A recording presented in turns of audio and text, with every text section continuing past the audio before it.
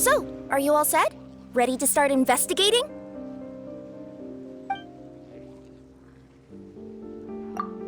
Great! Then let's go!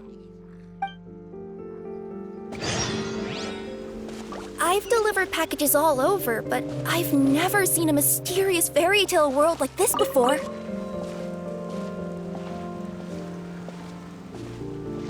Looks like nobody has gotten around to repairing this house yet. Ugh, even I wouldn't dare to sleep in there. It might suddenly collapse in on you.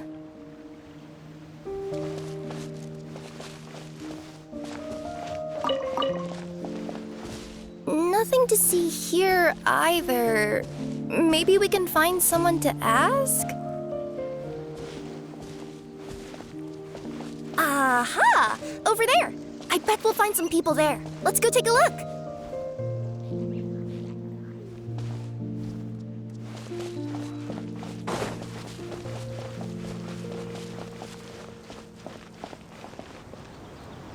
Uh-huh. I was sure there'd be people here.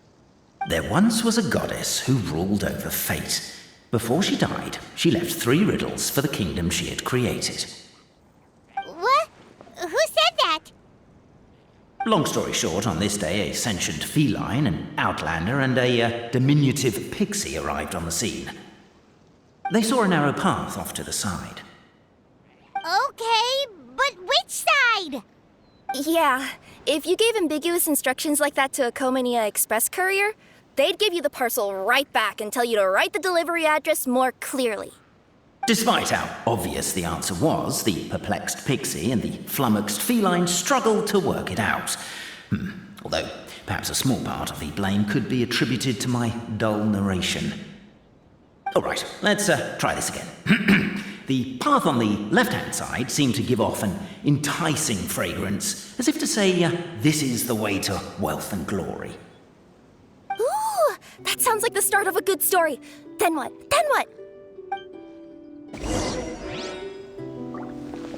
At the end of the path, the motley crew would soon spot a secret stone room. A prophecy had once foretold of a marquis who shall one day venture inside, and thus it is named the future Marquis's Abode to Be. You like it? The future Marquis's Abode to Be?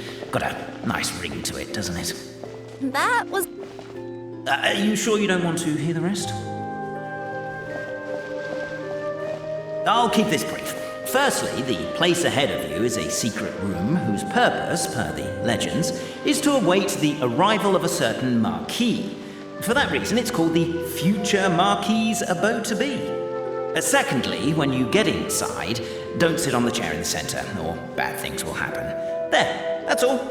Off you go.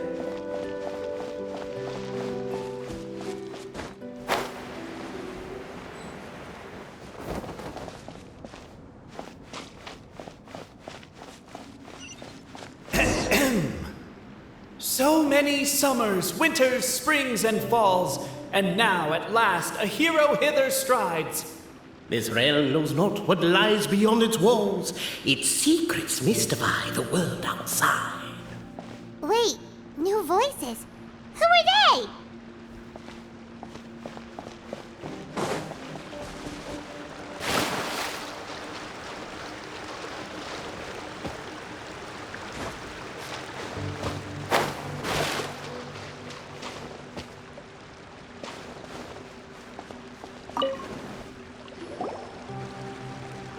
Stop the poem. We have a situation. Something's up with this person. Traveler? Are you all right?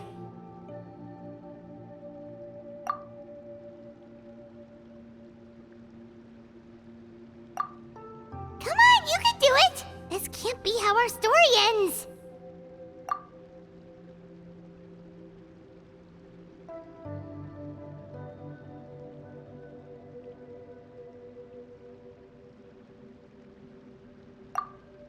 Can I give you a hand or a tail, even?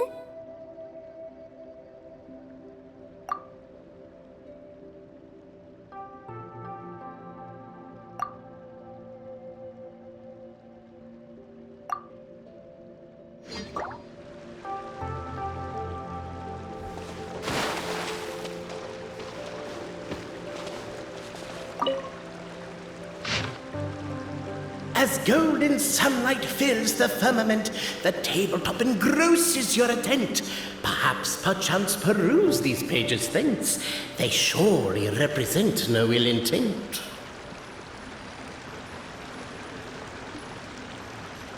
Why isn't she reading the files on the desk? Hey, Bobarano, maybe quit showing off and try using words she'll actually understand? I can either rhyme like a bard, or I can curse like a sailor. And right now, Cape, you are seriously tempting me towards the latter.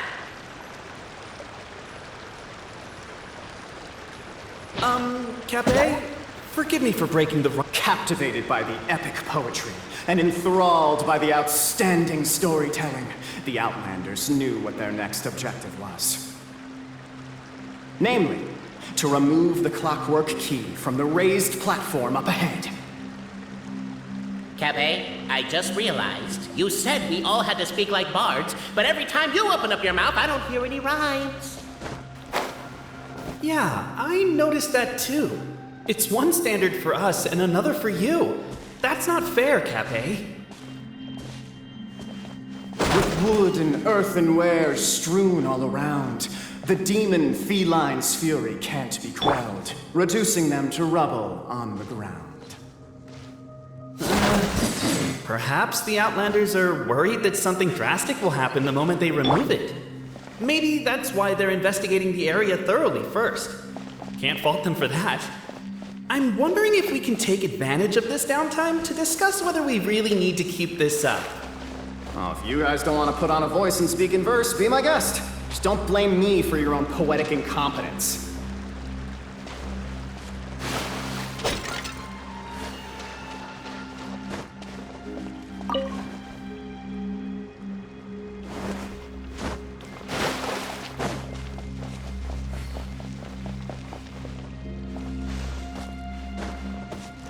Strong as stone, firm as steel, the Outlander pulls, but it does not yield.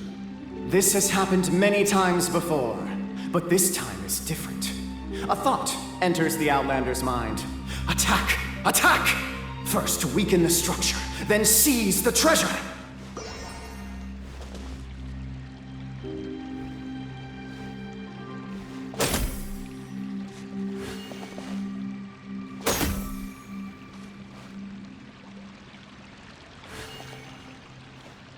The Outlander's comrades urge her on. Keep up the attack! Don't give up halfway! We didn't want to interrupt because listening to you guys argue is pretty entertaining. But seriously, I'm not about to cheerlead for someone attacking an inanimate object. That's just embarrassing. Cape, speaking of not giving up halfway, shouldn't that also apply to our performance as bards? I wouldn't give him that much credit. He didn't give up halfway, he quit before it began!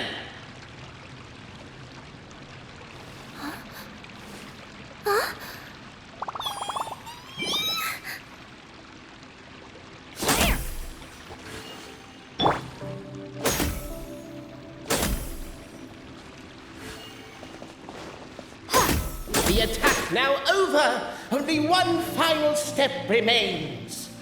Now it is the time to seize the key. Yes! Finally! Come on, move your butts! And your lights, assuming they're still in working order. It's showtime! No hard feelings about your lack of poetic contributions? Oh, let it go!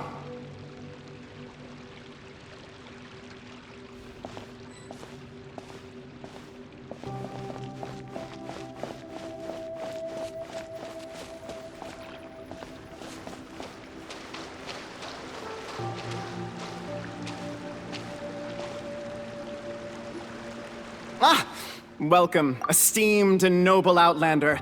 Allow us to introduce ourselves. We represent the 3 great clans of this realm, having been selected as its authorized historical supervisors. Our purpose being to await the arrival of one such as yourselves who shall remove the clockwork key. My name is... You're Cape, he's Albizzi, and that's Bobarano, right? You've done so much talking that we can already tell you apart by your voices. Aren't we missing someone, though? The guy who led us here to begin with? Who? And thus was born the long-awaited fellowship. destined to uncover the truth of the past. Allow me to quote, if I may, in the history of Constellation Metropole, a new page has begun. Him. Well, there's no fourth person, so which of you is the ventriloquist? Come on, out with it. We've never heard that voice before, but he sounds like he'd be good at reading bedtime stories to children. Whoever it is, I don't know and I don't care. Forget about him. We have far more important things to focus on. Like, where our journey goes from here. That key you hold is the pivot point about which the past and present of the Metropole revolve. However, between our three clans, there is some dispute over the historical record. Each clan has its own version of history, detailing the clan's origins and the tale of the dragon of old, and unfortunately, we don't know which one is the truth. Dragon? You mean the one that's been acting up recently? Oh, no, not that one, you adorable little pixie. When I say dragon of old, He means a dragon that would be really, really old if it was still with us today, but it was defeated in ancient times. The new one has nothing to do with our clan history. Was that supposed to be a joke? Anyway, so you've been waiting for someone to remove the key so you can finally explore the truth of the past? not just explore it, but argue incessantly about it. Honestly, I don't care that much. Cape's the one who's always bothering us about it. What we need to figure out is who resolved the dragon crisis. We have to know that before we can decide which is the supreme clan. The moment you removed the key from where it was lodged, you became the honorary Marquis. We humbly beseech you, noble Outlander. Noble Traveler Marquis, we ask you to help us. You and your talking Puss in Boots and the pale floating pixie. Puss in Boots?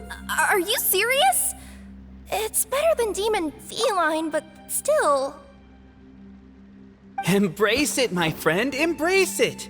Most cats don't wear boots or speak, do they? I'm not even a cat, I'm a Nekomata. Now that you know the word, I expect you to use it. Please allow me to lead you all to a sacred memorial site. It will be much easier to explain what needs to be done once we are there.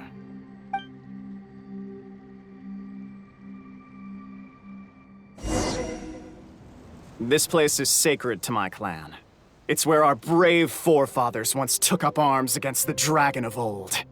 After a bitter battle that dragged on for many days and nights, finally, our forefathers fought the dragon into submission, and it fled. They took turns, though. Some forefathers worked the day shift, while others worked the night shift. So they say. It's just a legend, though. Wait a second? Did I just hear you admit that your clan's history is just a legend? History, legend, who cares? My clan was definitely courageous, that's the point. That's the truth. And isn't the truth what we've all been arguing about non-stop for all these years? Cape's words gave the traveler food for thought. Could it be that the truth in a fictional world is equivalent to fiction in the real world? But that would have to wait. Apparently, Cape was not alone in his pilgrimage to this sacred site. Unwanted company had arrived.